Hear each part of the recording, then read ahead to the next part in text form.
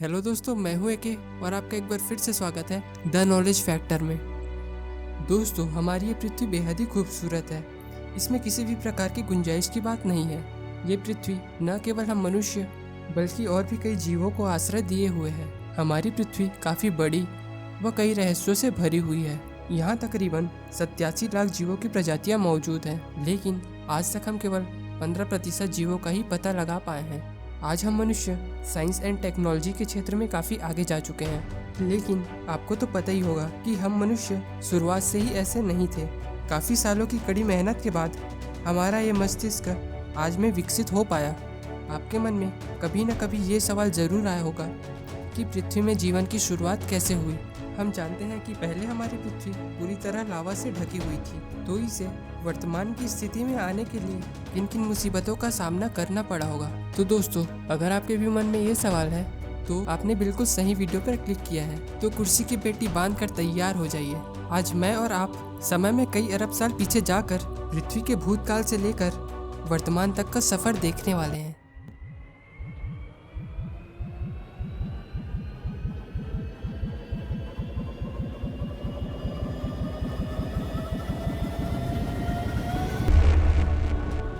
तो दोस्तों, अब हम समय में 4.5 बिलियन ईयर्स पहले आ चुके हैं। आप देख ही सकते हैं कि इस वक्त पृथ्वी एक आग का गोला थी, जिसमें कई छोटे बड़े चट्टानों की बरसात हो रही थी। फिर इसने एक ग्रह का रूप ले लिया।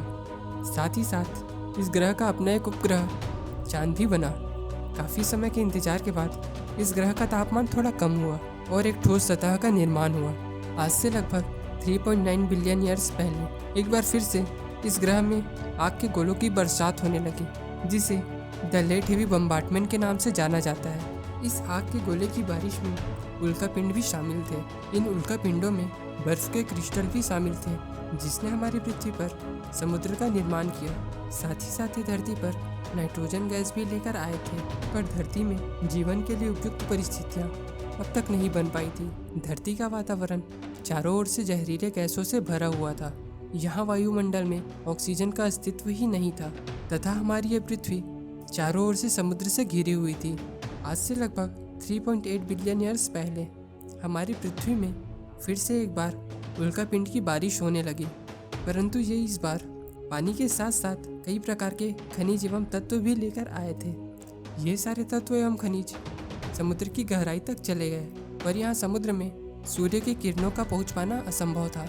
लेकिन इन समुद्र में प्राकृतिक चिमनीज हुआ करते थे, जो कि समुद्र को इतनी गहराई में भी गर्म रखे हुए थे। जीवन की शुरुआत यहीं से होने वाली थी। कई प्रकार के मिनरल्स एवं केमिकल्स ने आपस में अभिक्रिया करके एक कोशिकीय जीव का निर्माण किया। ये जीव एक प्रकार के बैक्टीरियास हुआ करते थे। ये बैक्टीरियास समुद्र में तेजी से बढ़ने लगे। अब ये पूरा समुद्र एक कोशिकीय जीवों से भर चुका था। आज से लगभग 3.5 बिलियन ईयर्स पहले ये एक कोशिकीय जीव आपस में जुड़कर इन पत्थरों जैसी संरचना में बदल चुके थे, जिन्हें स्ट्रोमेटालाइट्स कहा जाता है। ये एक कोशिकीय जीव सूर्य से आने वाली किरणों को ग्रहण करके ऑक्सीजन गैस का उत्पाद किया करते थे। लगभग 2 अरब सालों तक ये प्रक्रिया लगातार चलती रही। वह पृथ्वी में वायु की मात्रा लगातार बढ़ती रही। आज से लगभग 1.5 बिलियन ईयर्स पहले हमारी पृथ्वी में अभी भी किसी भी बड़े जीवन का निर्माण नहीं हो पाया था, लेकिन अब धरती की क्रस्ट में हलचल होने लगी, जिससे कि धरती की सतह कई सारे द्वीपों में टूट गई। फिर ये सारे छोटे छोटे द्वीप आपस में जुड़ गए, जिससे कि एक सुपर कॉन्टिनेंट का निर्माण हुआ।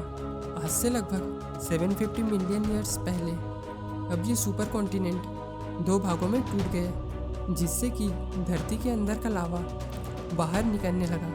अचानक कार्बन डाइऑक्साइड की मात्रा बहुत तेजी से बढ़ने लगी। पृथ्वी चारों ओर से काले बादलों से घिर चुका था। इन बादलों से अम्लीय वर्षा होने लगी, जिससे कि अधिकतम कार्बन पहाड़ों में मोटे मोटे परत के रूप में जमने लगा, जिससे कि अब पृथ्वी में कार्बन डाइऑक्साइड की मात्रा में कमी होने लगी। कार्बन डाइऑक्साइड की मात्रा में कमी होने से धरती का तापमान भी कम होने लगा, जिसके बाद धरती में पहली बार आइस एज की शुरुआत हुई। ये आइस एज काफ़ी लंबे समय तक चला, पर समय के साथ साथ वायुमंडल में कार्बन डाइऑक्साइड की मात्रा पुनः बढ़ने लगी, जिससे कि पृथ्वी का तापमान भी बढ़ने लगा। वह धरती में जमा बर्फ पिघलने लगा। आज से लगभग 540 मिलियन ईयर्स पहले समुद्र के अंदर एक नई दुनिया बस चुकी थी। वे एक कोशिकीय जीव कई अन्य जीवों में विकसित हो चुके थे। ये जो आप जीव देख रहे हैं, ये पिकाया है। हमारे शरीर में रीढ़ की हड्डी इसी जीव की देन है। आज से लगभग 460 मिलियन ईयर्स पहले अब धरती का सुपर कॉन्टिनेंट और भी कई भागों में टूट चुका था, पर सूर्य से आने वाली अल्ट्रावायलेट रेस के कारण यहाँ पेड़ पौधे व जीव अब भी विकसित नहीं हो पाए थे।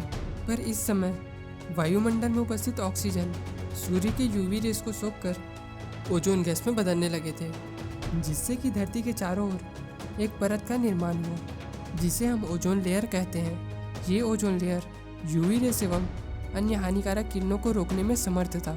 इसके कारण धरती की सतह में शैवाल विकसित होने लगे। समुद्र में रहने वाली ये मछली टिकटैली, जिसने समुद्र से सबसे पहले बाहर आने का निर्णय लिया। समय के साथ साथ यह ज़्यादा से ज़्यादा देर तक जमीन में ही रहने लगे। 1.5 करोड़ साल बाद ये पूरी तरह से जमीन में रहने लगे एवं इन्हें टेट्रापॉड्स कहा जाने लगा। आज से लगभग 360 मिलियन ईयर्स पहले अब ये जीव पूरी तरह से जमीन में रहने लगे। ये जीव ही आगे चल के डायनासोर, मैमल्स और इंसानों में भी बदलने वाले थे। कुछ सालों बाद धरती का वातावरण तेजी से बदलने लगा, ज्वालामुखी विस्फोट होने लगे और धरती में अकाल की स्थिति आ गई। 95% जीव इस अकाल का शिकार हो गए। केवल 5% जीव ही जीवित रह पाए। जिन्होंने जीवित रहने के लिए कुछ भी खाना शुरू कर दिया, वह गर्मी से बचने के लिए जमीन के अंदर ही रहने लगे। पर समय के साथ साथ धरती का वातावरण फिर से सामान्य होने लगा। आज से लगभग 200 मिलियन ईयर्स पहले धरती की रूपरेखा पूरी बदल चुकी थी। ज्वालामुखी विस्फोट के कारण नए सतहों का निर्माण हो चुका था। अकाल के बाद जो 5% जीव बचे थे, वे अब विकसित हो चुके थे और एक बिल्कुल ही नई प्रजाति धरती पर जन्म ले चुकी थी, जिसे हम सब डायनासोर के नाम से जानते हैं। डायनासोर में भी कई प्रकार की प्रजातियां मौजूद थी। कुछ डायनासोर मांसाहारी थे तो कुछ शाकाहारी। कुछ डायनासोर्स क्रूर व हिंसक थे तो कुछ बेहद ही शांत। इन डायनासोर्स ने भी काफ़ी लंबे समय तक हमारी पृथ्वी पर हुकूमत बनाए रखा। फिर अचानक ऐसा क्या हुआ कि ये सारे डायनासोर्स पूरी तरह विलुप्त हो गए और इंसान का जन्म इस पृथ्वी पर कैसे हुआ? ये सब हम जानेंगे अगली वीडियो में। मैं उम्मीद करता हूँ कि ये वीडियो आपको ज़रूर पसंद आया होगा। अगर आपने अभी तक इस वीडियो को लाइक नहीं किया तो लाइक ज़रूर कर देना और कमेंट करके ये ज़रूर बताना कि ये वीडियो आपको कैसा लगा। हाँ, और चैनल को सब्सक्राइब करना बिल्कुल ही फ्री है, तो चैनल को सब्सक्राइब करके बगल में दिया नोटिफिकेशन बेल भी दबा देना, ताकि मैं जब भी नई वीडियो डालूँ आपको तुरंत नोटिफिकेशन मिल जाए। और सबसे ज़रूरी बात, इस वीडियो को शेयर करना मत भूलना। तो मिलते हैं अगली वीडियो में, तब तक के लिए टाटा, गुड बाय।